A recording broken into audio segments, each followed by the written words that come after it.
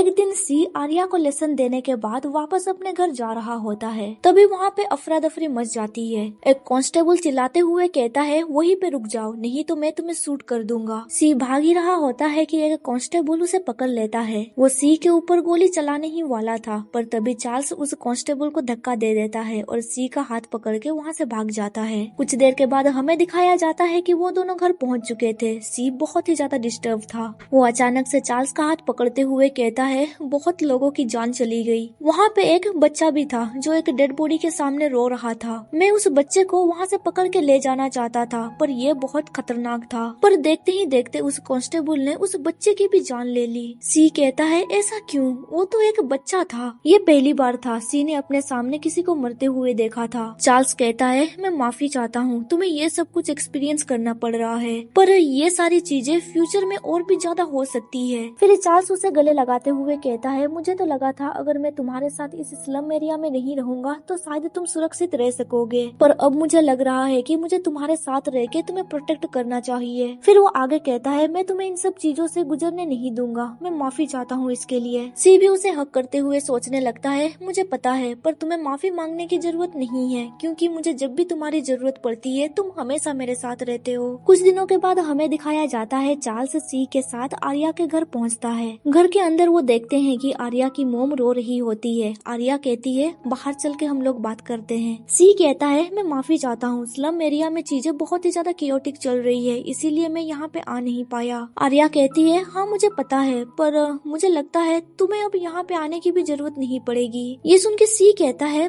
पर क्या हुआ? आर्या कहती है 5 दिन पहले जो दंगा हुआ था तब मेरे पिता का एक्सीडेंट हो गया, इंजरी की वजह से वो वहीं पे ही मर गए। उस दिन कुछ काम के सिलसिले में वो वहाँ पे गए हुए थे। फिर वो रोते हुए कहती है मेरे पिता के दोस्तों ने कहा कि वो किसी की मदद कर रहे थे जो नीचे गिर गए थे। ये सुन के वो दोनों बहुत ही ज्यादा हैरान में पड़ जाते हैं। फिर सी पूछता है तो फिर अब तुम लोग क्या करने वाले हो? आर्या कहती है दूर के रिश्तेदार मेरे फादर की संपत्ति ले लेंगे, अगर मुझे यहाँ पे रहना है तो फिर मुझे उसके बेटे से शादी करनी होगी। सी पूछता है तो फिर तुम्हारे नोवेल का क्या होगा? ये सुन के आर्या खुद को कोसते हुए कहती है मैं बहुत ही ज्यादा यूजलेस हूँ, मैं अपनी मॉम को करंट लाइफस्टाइल दे भी नहीं सकती, मैं बहुत ही ज्यादा जिद्दी हूँ और मैं नहीं चाहती हूँ कि उन्हें भी सफर होना पड़े। फिर वो आगे कहती है पर यही सबके लिए अच्छा होगा, हालांकि मुझे फ्यूचर में कुछ प्रॉब्लम झेलनी पड़ेगी, पर मैं अपनी राइटिंग नहीं छोड़ूंगी, चाहे फ्यूचर में कुछ भी क्यों ना हो जाए, मैं कोई रिग्रेट लेना नहीं चाहती हूँ। अभी मैं एक्सपीरियंस कर पा रही हूँ अपने ड्रीम को चेस करना कैसा लगता है। कुछ देर के बाद हमें दिखाया जाता है कि चार्ल्स और सी वापस अपने घर जा रहे होते हैं। सी पूरी तरह से साइलेंट था, फिर अचानक से चार्ल्स रुक जाता है। सी ये बिल्कुल भी नोटिस नहीं करता है और वो आगे आगे बढ़ते जा रहा था। फिर अचानक से चार्ल्स उसके सामने आ जाता है और वो सोचने लगता है जैसा कि मैंने एक्सपेक्ट किया था। फिर वो सी को हक करते हुए कहता है कभी कभी आइडिया और रियलिटी दोनों साथ में कोएग्जिस्ट नहीं कर सकते हैं। सी आर्या के बारे में सोचते हुए कहता है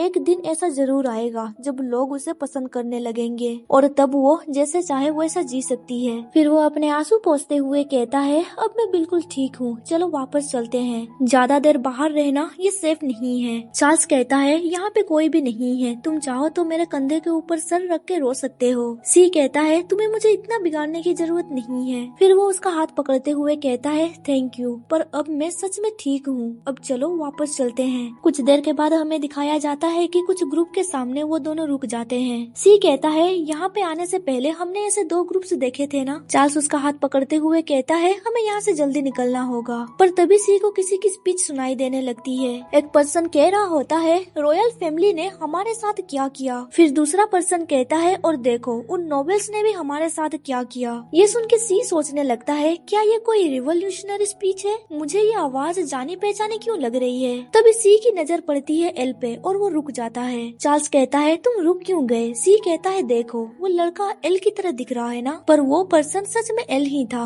वो लोगों से कह रहा होता है कि गरीब रहना कोई क्राइम नहीं है, उन लोगों ने हमारी जिंदगी को प्रिजन्स की तरह बना दिया है, क्या हम लोग पूरी जिंदगी उन्हें सर्व करते रहेंगे? उन लोगों ने कभी भी हम लोगों को इंसानों की तरह नहीं देखा है, उन्होंने हमारी तनख्वाह कम कर दी और टैक्सेस बढ़ा दी। उन लोगों ने टैक्सेस इतने बढ़ा दी कि हम लोग ब्रेड भी नहीं खरीद पा रहे हैं। क्या हमारे साथ हमारे बच्चे भी भूखे रहे? अगर ऐसा ही चलता रहा तो जिन्हें हम पसंद करते हैं वो हमारे आंखों के सामने गुजर जाएंगे। क्या हम लोगों को ये सब चीजें झेलने की जरूरत है? किंग अपने ही लोगों को भूल चुका है। ही हिज मैजेस्टी हमें डिसीव कर रहा है और हमें अकेला छोड़ रहा है। हिज मैजेस्टी ने झूठ कहा कि वो टैक्सेस इसीलिए बढ़ा रहे हैं ताकि वॉर में वो हमें प्रोटेक्ट कर सके, पर सच तो यही है कि वो रिच और पोर के अंदर एक गैप मेंटेन करके रख रहे हैं। वो सारे लोग आलीशान महल में रहते हैं और देखो हम लोग इस अंधेरे में जिंदगी जी रहे हैं। आज हम लोग यहाँ पे इसीलिए इकट्ठा हुए हैं ताकि हम लोग अपनी लाइट ढूंढ सके। ये सब कुछ सी और चार्ल्स भी सुन रहे होते हैं। तभी एल की नजर उन दोनों के ऊपर पड़ती है, इसीलिए वो अपने दोस्त से कहता है तुम आगे कंटिन्यू करते रहो, मैं कुछ देर के लिए जा रहा हूँ। एल उन दोनों से पूछता है तुम लोग यहाँ पे क्या कर रहे हो? सी कहता है हम आर्या के घर से वापस जा रहे थे। एल परेशान होकर कहता है कुछ दिनों से मैं इतना ज्यादा बिजी हो गया था कि मैं तुम दोनों से कहना भूल गया कि तुम्हें वहाँ पे जाने की जरूरत नहीं है। सी पूछता है यहाँ पे क्या चल रहा है? एल कहता है जैसा कि तुम देख सकते हो हम यहाँ पे रिवॉल्यूशन स्टार्ट करने के बारे में सोच रहे हैं। एल कहता है अभी तुम दोनों पहले यहाँ से जाओ, तुम्हारे सिचुएशन के बारे में हम घर पे बात कर लेंगे। इसके बाद हमें रात का सीन दिखाया जाता है। बार में आज इयान आया हुआ था। सी उससे पूछता है तुम आज यहाँ पे क्यों आए हो? इयान कहता है मैं तुम दोनों को देखने के लिए आया हूँ क्योंकि मुझे सुनने को मिला था कि यहाँ पे सिचुएशन बहुत खराब हो गई थी। सी उससे पूछता है अभी तुम्हारा काम मेन्योर में कैसा चल रहा है? इयान कहता है मैंने वो काम छोड़ दिया। मेरी सिस्टर ने कहा कि अगर उन्हें पता चल जाएगा कि तुम्हें वहाँ पे काम पे किसने रखा था तो ये तुम दोनों के लिए प्रॉब्लम हो सकती है, इसीलिए मैंने वो काम छोड़ दी। सी कहता है तो इसका मतलब ये हुआ कि? इयान कहता है तुम्हें ज्यादा फिक्र करने की जरूरत नहीं है। बार के ओनर ने कहा है कि वो मेरे लिए एक जॉब ढूंढ देगा और वैसे भी मेरी सिस्टर का हालत अभी ठीक हो रहा है। ये सुन के सी कहता है ये तो अच्छी बात है।